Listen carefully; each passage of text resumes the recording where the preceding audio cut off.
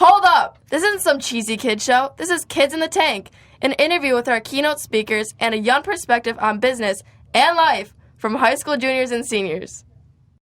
All right, guys. Welcome to Kids in the Tank. I'm Ryan, and today here with me are Drew and Xavier, and today we are honored to have Kerry Frank as our special guest. Kerry successfully built Comply 365, one of the premier software companies in aviation. Kerry, you are officially in the hot seat. Yes, I'm so excited to be here. I'm happy to have you here. Welcome. So, Kerry, you are a past Biz 360 speaker. Can you tell us more about that experience? Sure. Well, I really didn't know much about Biz 360 until I got this email from Melissa asking if I could come speak at this great event.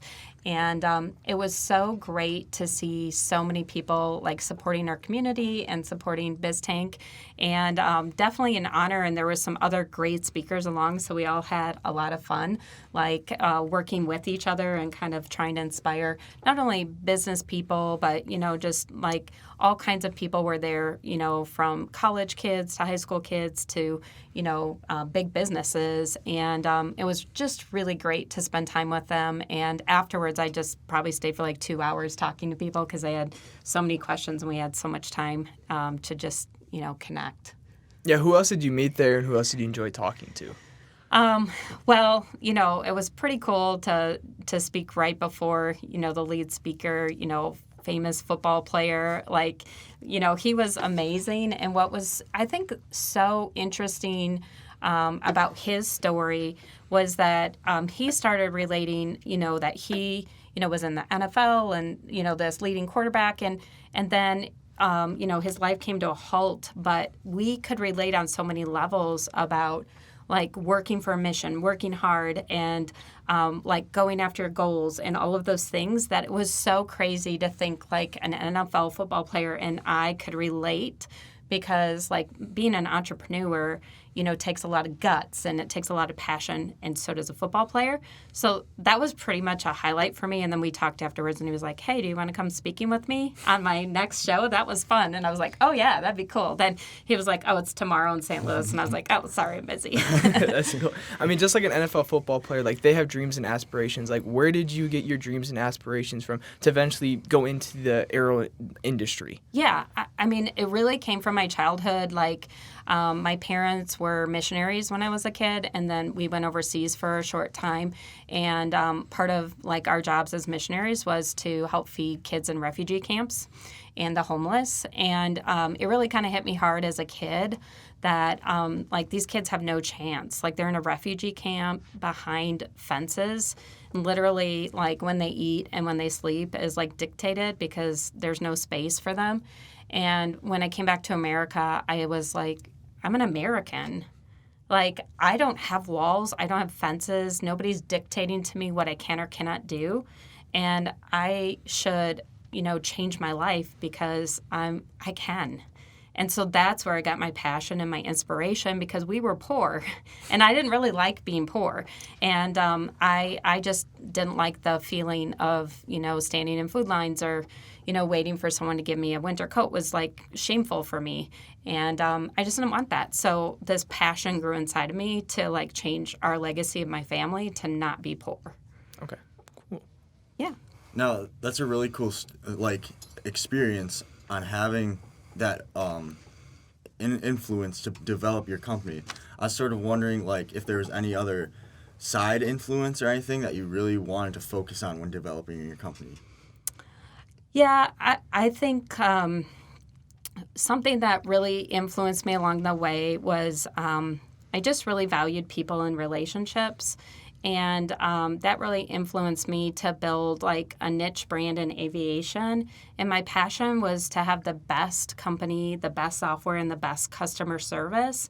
And that was a huge influence for me to develop something different, because aviation is a small company. A lot of big software companies exist, but nobody had really focused on relationships and customer service and really, developing close relationships. And so as I started really developing real close relationships with all these people in aviation, they started to help me innovate.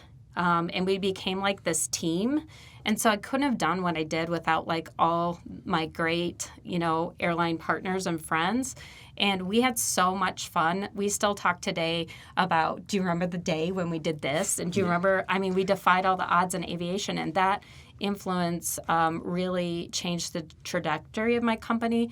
And it also protected me from competitors for a long time, because people, like, we had real relationships, and my passion was contagious to them, and we were doing great things together. So you'd say those relationships that you build when doing a business or really anything in life is really important? Yeah, the most important thing. And, I think in life, like, you could have all the money in the world, but if you don't have relationships and friendships and real tangible people around you, it doesn't mean anything.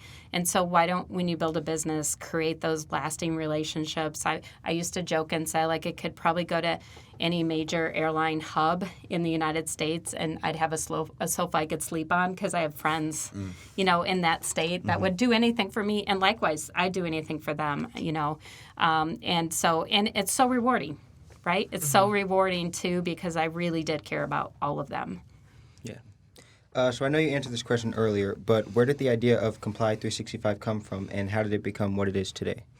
It really came from me just being curious. Like, I started a company by just consulting. I didn't know what I was going to invent. And then just walking around an airline and being curious enough to ask questions and just say, like, what do you do? What's your job? And as I did that, I learned so much about the industry. And me being an outsider almost became an advantage, because things that people had been doing for 30 years, they thought was normal, and I thought was ridiculous, because new technology had come in, but, you're in your little bubble, you're doing your job every day, and a lot of people in aviation work, like, extremely long hours.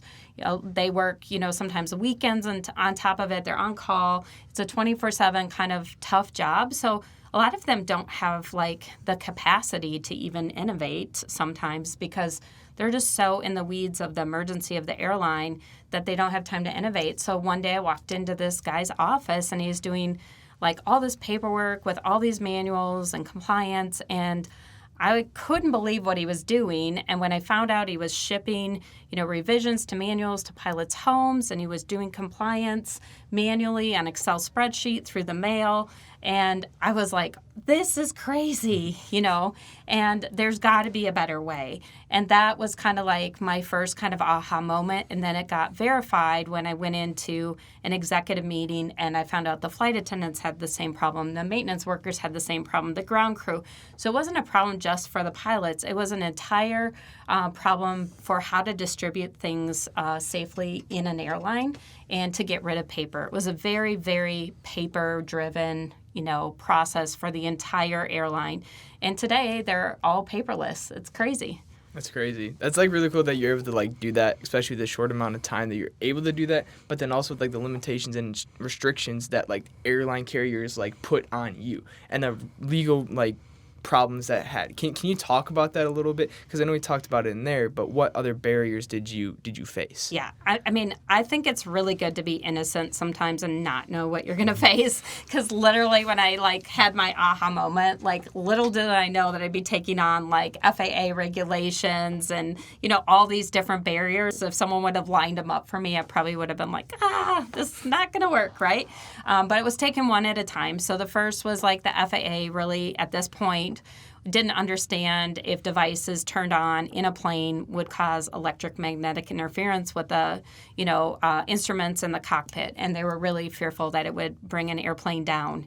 And this is the time where nobody could have a phone on. Like, you had to turn them off. You couldn't, no tablets. And after 9/11 too, and that whole spiel, Yeah, super secure, everything. So I had to kind of, I had to actually do the only test flight that's ever been done in the world. I had to take up 150 devices, and they were Kindles at the time, because at this point the iPad did not exist.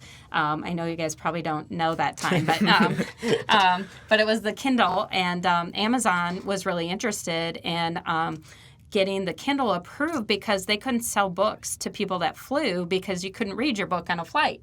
So people were still buying paper, and Amazon at this point, main business was books. It wasn't their store that it is today. So Jeff Bezos was really interested. He needed the Kindle to get approved for flight. And so when I called Amazon and had this crazy conversation about getting them to help me, I had no idea that our interests aligned. They were going to help me, and I was so excited, thinking I was such a good salesperson. Little did I know that it met their goal to get the Kindle approved. So we went up in flight with Amazon and one of my airline partners, and we had to do a test flight over government airspace for 2 hours with 150 Kindles, and I had to stand in the door of the cockpit in between the pilots and flip pages on 5 Kindles while they were flying. And then I had engineers in the back doing the same. And we had to do missed approach, steep ascent, all these crazy maneuvers for 2 hours. And then this guy is looking for any interference in the cockpit, magnetic systems, all of this electrical. And we land, and there were no interference. We're high-fiving. We're all excited. Like, yes, we proved to the world that we can turn on devices. And then the FAA was like, no, you're not telling the world. And I was like, why not? And I'm like, it's a freedom of speech. Like, we can do this. They're like, nope, you can't because it'll cause chaos. And so they said, we have to have a plan. We have to, come up with safe protocols and all of this. So I said, well, why? Why would I wait? And they said, because you need our approval to get software in the airline. So I was like, great. How are we going to do this together? We're best friends. Let's work together. So that was one. The other one was I launched with cloud software, which was a newer concept back then. And airlines, because of the risk and the security threats to aviation, had never purchased cloud software. And I held my ground. Every other vendor at this point had done on-premise software, as well as cloud was coming as an option. And I knew for scaling measures and for quality assurance, I really needed to just be in the cloud. That was a huge barrier because every CTO at every airline would just push back that it had to be on-premise, they had to have control, and I would just have to hold my ground that, no, the cloud is the future. The cloud is the future. That was a huge barrier. Another barrier was, I'm negotiating contracts with Fortune 500 companies. I'm a small company. They had to believe that I could sustain and build a company and keep it running. Like, I'm not going to go out of business and they're not going to have software to fly tomorrow. So I had major hurdles of convincing the business people that I'm a good person to do business with and that my future is secure. So, and airline contracts usually take about 2 years. And so the sales process is really, really long. Like, one of the major airlines that was one of my clients, we negotiated for 2 solid years. And then we finally got their contract. So it's a long time to wait. That's a long time, yeah. Yeah, so Drew's question was, what was the obstacles that you faced? Now, I was sort of wondering, what was your mindset going into those obstacles? And, you seem pretty brave and confident, so I don't want to say that it applies to you, that you were afraid of taking those challenges, but what advice would you give for someone who is afraid of taking challenges or tackling those obstacles? Yeah, I think for me, I was so passionate and in love with my company that that passion exuded from me, that when someone would throw up a barrier, I would just go right into my passion of no, I can do this.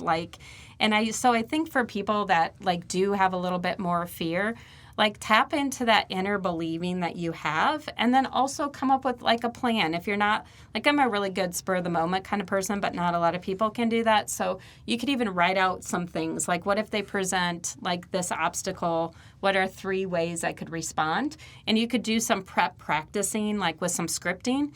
And then when you get in those moments, those scripts will pop into your head to say, listen, I have financial backing. I can, show you that my board members are some of the most elite in the world, and this gives me credibility. You have everything kind of planned out, and that'll really help you just be confident in who you are and what obstacle you're coming over. It just be I got this.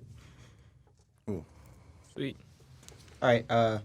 So as you said that you really like speaking and you like, I guess, inspiring people, I want to know what's your favorite speech you've done and why. Ooh. I think so far, actually, the BizTank speech I did. It's the first speech. So I've been speaking while while I was the CEO and founder of my company, Yeah. I'd speak all the time. And, I speak around the world, and I really love that. But I always had, like, a mission, like, my product people and my marketing people would tell me, like, you got to work this into your speech and you got to talk about this. And, it was very, like, I had to sell more. It's like a script almost instead Yeah. of, yeah. So, I mean, it always made it fun, but it was like I had something I had to accomplish, and then I had to have good outcomes, to get more clients to sign up. So it was a lot of pressure. And I hadn't actually done any speaking until I went to BizTank. And so it was the first time that I spoke where literally I just could have fun. And my only purpose was to inspire people and tell my story with no objective.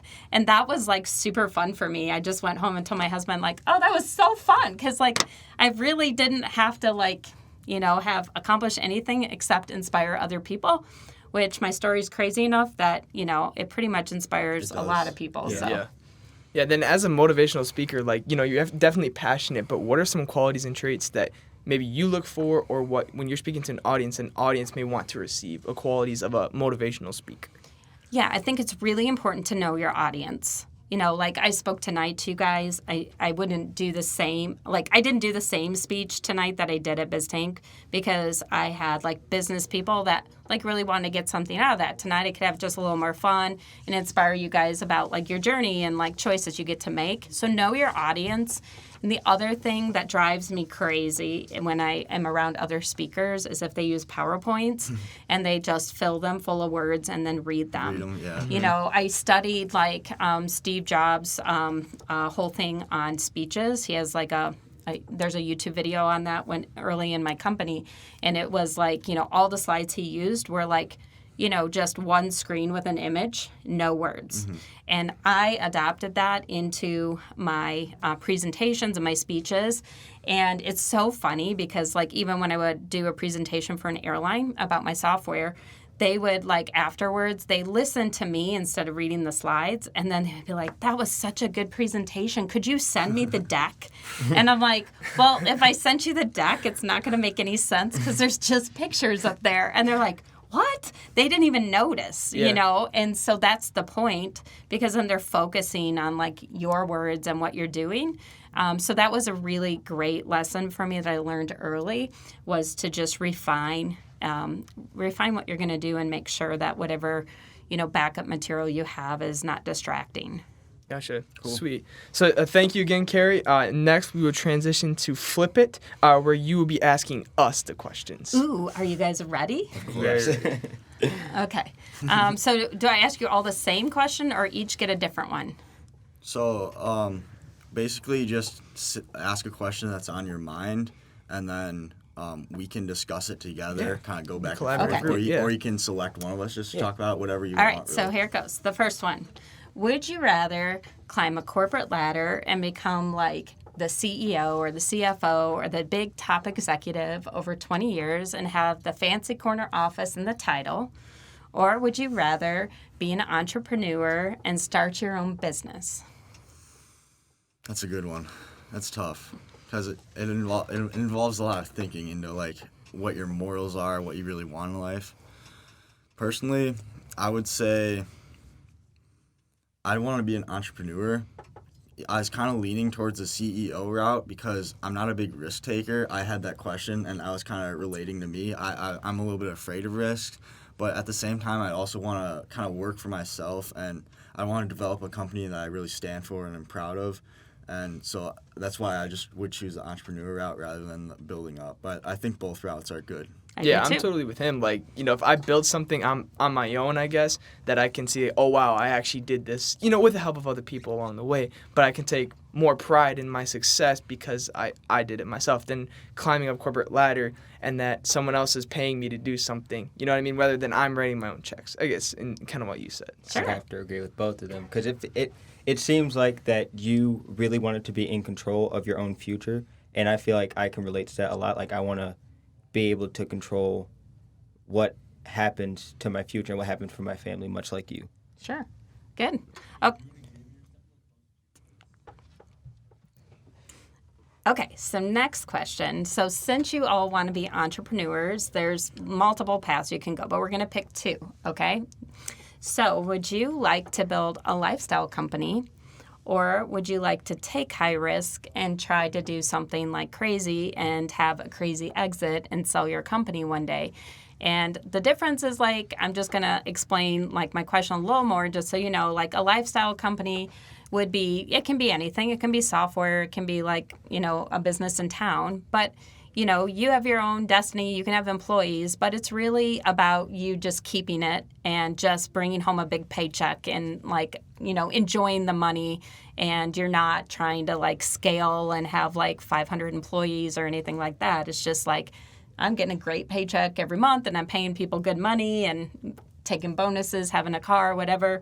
Or do you want to go bang and, like, do something like I did and, like, risk it all and try and build, like, and scale a company? Personally, I'm a little bit 50-50 on that question. I like the lifestyle approach because I feel like community and, like, just a local business is really important and can bring a lot of value to people for the small amount of people that you'd hire. And that just, like, give me joy, I guess you'd say, and also it'd bring in a good paycheck.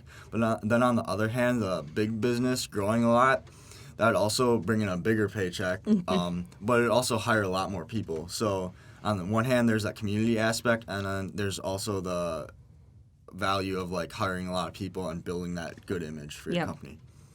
I'd have to say a big corporation, just because in that way I'm not doing all the work and that I have other people helping me along the way. Rather than, per se, if I had a coffee shop serving people in my community, well, then I have to help pay those employees, but I'm doing more work than being the CEO of a company and building it and then eventually selling it off to, like, an investor or someone else who's going to profit from that. So I feel like the question's really hard because I wouldn't say I'm not a big risk taker, but I feel like having more of a lifestyle corporation is smarter than taking the big risks. But I feel that it's important to discuss it like you did with your family, like make sure that you discuss it and let them know, like, what's on the line, like, and also that you're able to recover from it. Mm-hmm. That's a big thing. Yeah, always have a plan. Yeah, make sure that you plan out what's going to happen if it fails. Yeah. Good. All right, last one. All right. If you could be the CEO of any company in the world, what would it be? There's a lot. The one that comes to mind right away is probably Google, because I've heard a lot of good things about their work environment. Like, a lot of people say they want to work at Google, like the Google offices, just because it's really, a lot of employees like working there, and it's a really nice environment.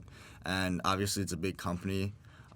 Personally, I don't really know about how much they do for, like, the world per se, or, like, how good or bad they are of a company. I don't really know a lot about that. I just know about their image and, like, how important they are to people and, like, how influential they are. So I'd probably go with Google.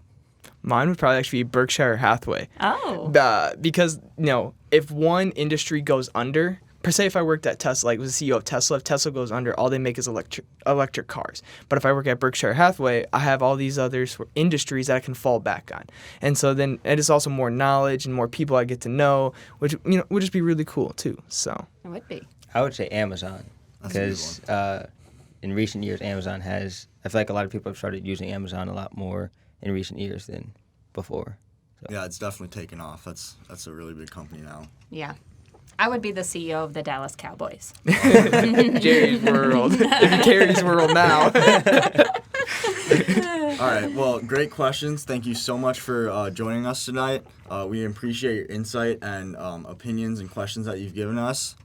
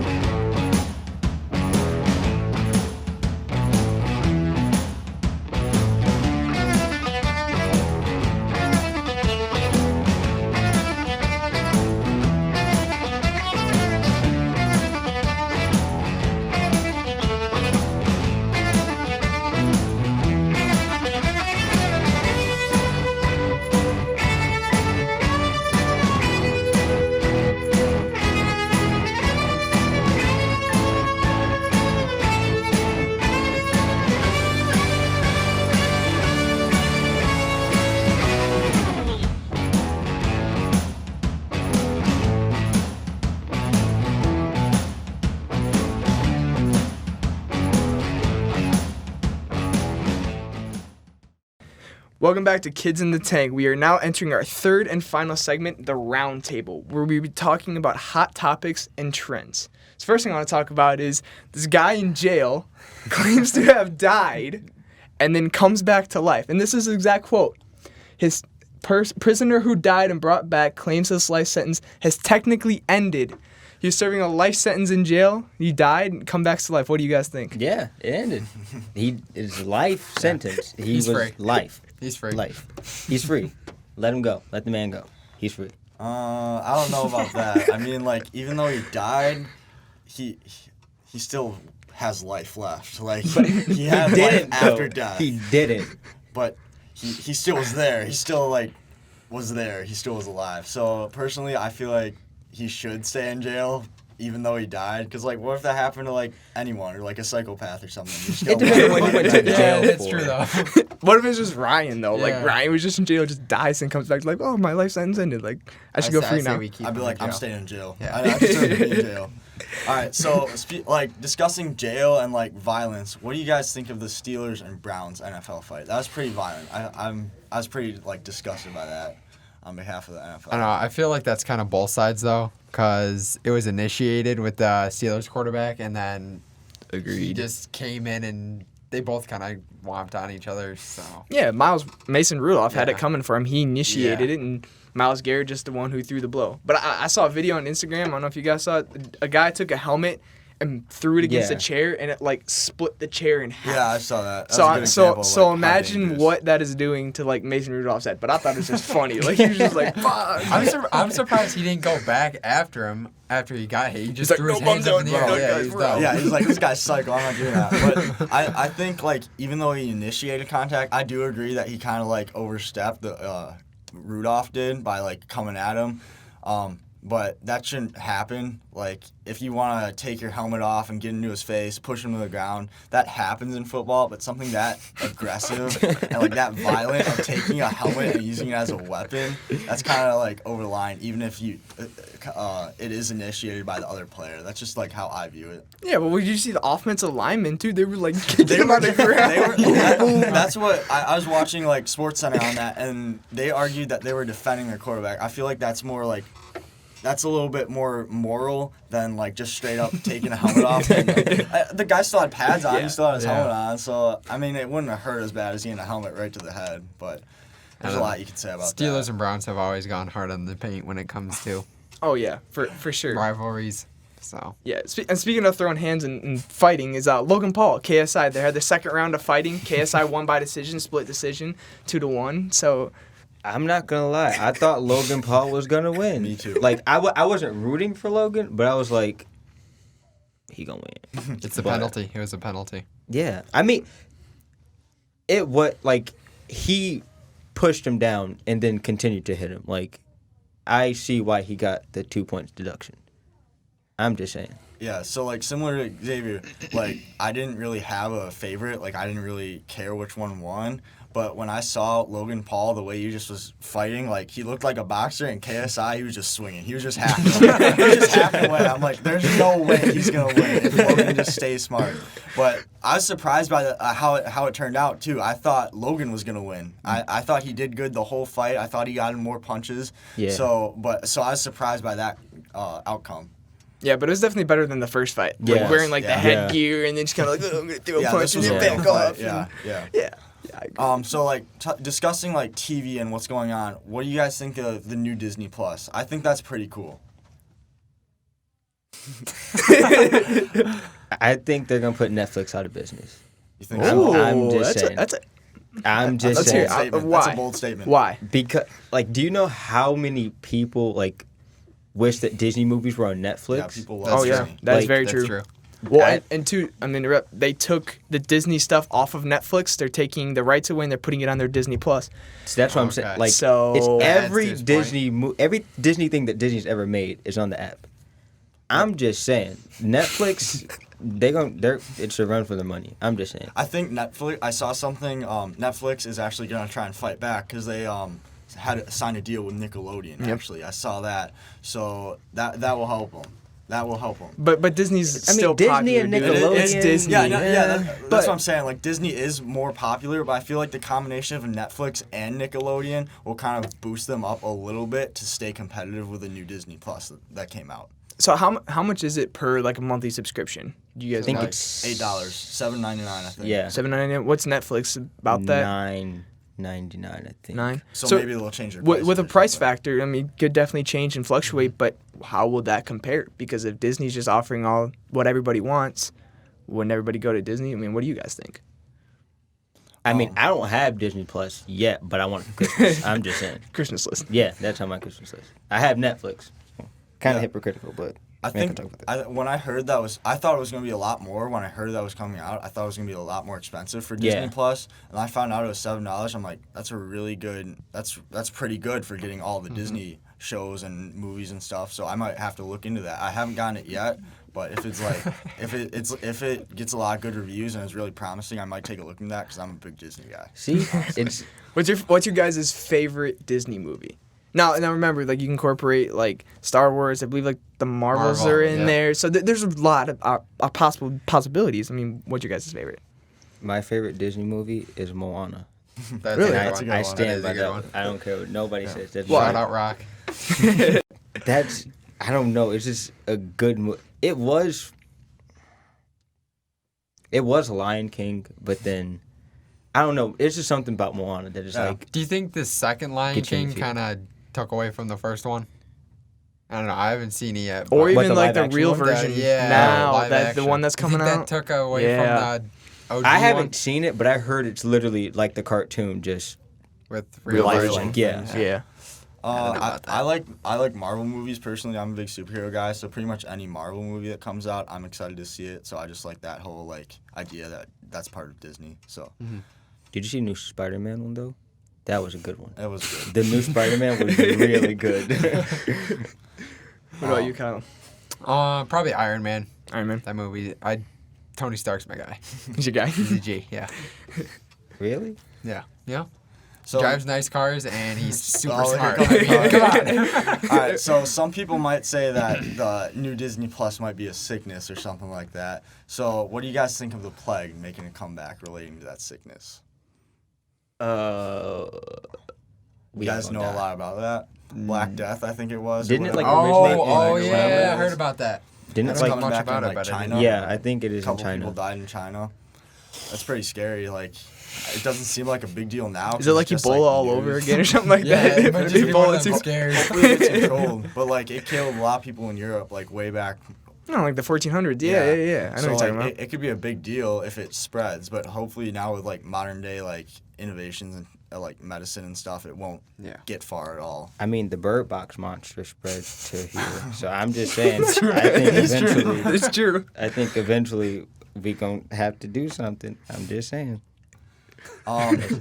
So now that we've talked about like a sickness a little bit, I'm gonna talk about a sickness that I have, and that's pickles. I don't really like pickles that much. What do you guys think of the new pickle juice? I hate that's pickles. coming out? Pickles are Apparently, I disgusting. used to like pickles, Pickles are nasty. So but now what- they're So what's going on is there's instead of just pickle juice out of the the pickle jar, they're just selling pickle juice just in a can to drink. That's Oh, nasty. okay. That's Now disgusting. that's nasty. drink 3 things: milk, Yeah. water, and lemonade.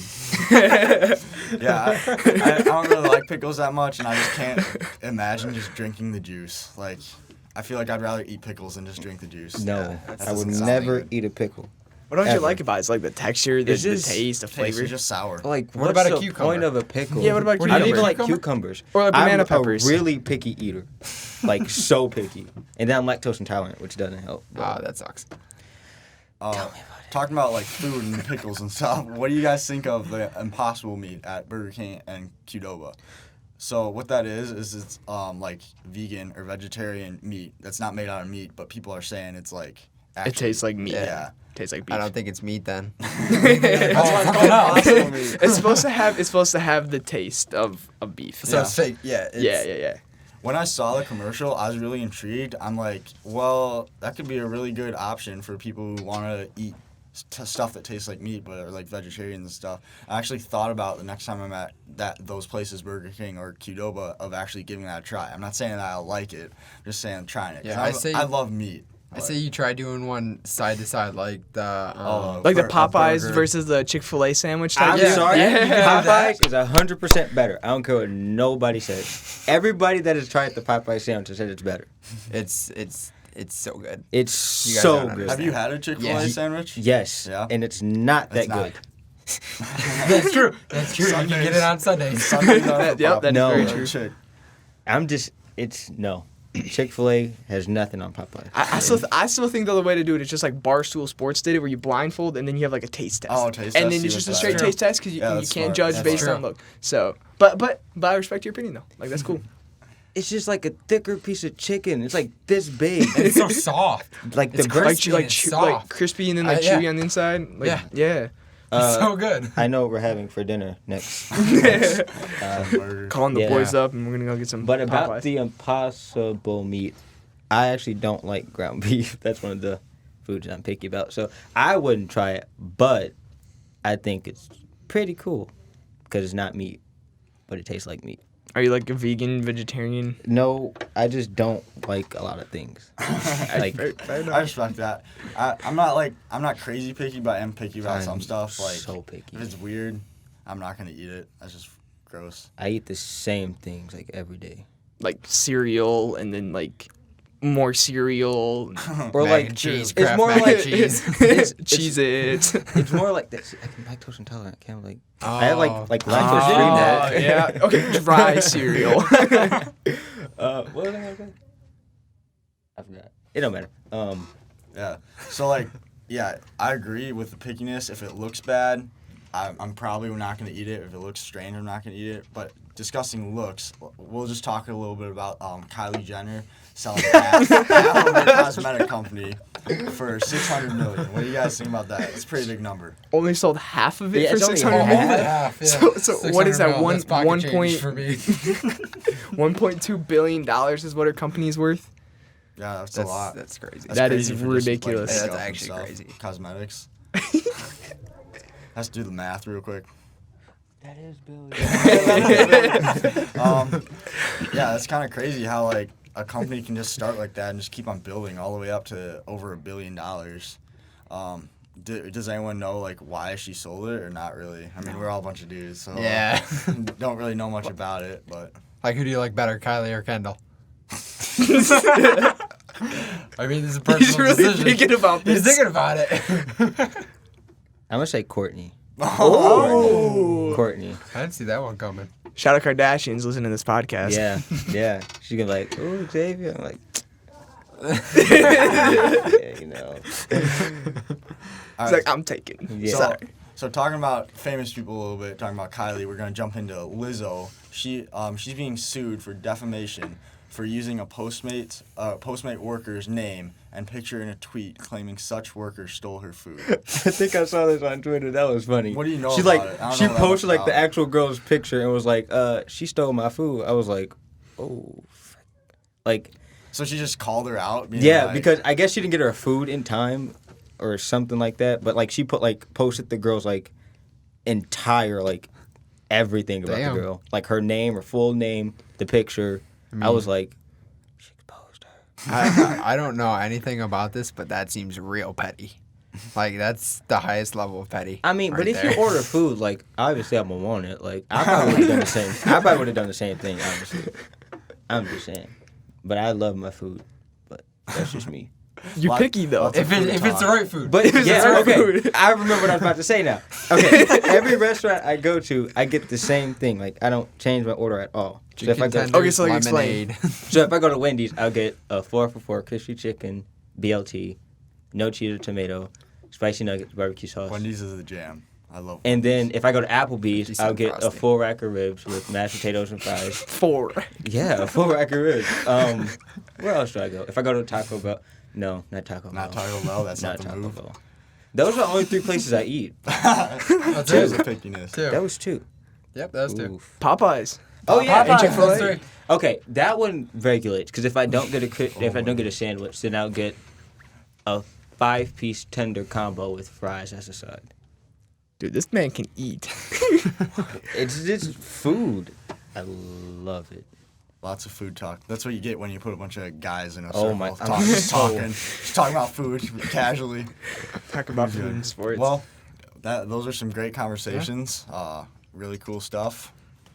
Yeah, so to wrap up the segment, just want to thank you guys for listening to Kids in the Podcast. January 8th, we'll be back, and we start the next season. We start the winter season January 8th. So on 3, we'll say Kids in the Tank out. Ready? 1, 2, 3. Kids in the Tank out. Thank you. Yeah, let's go. We got it.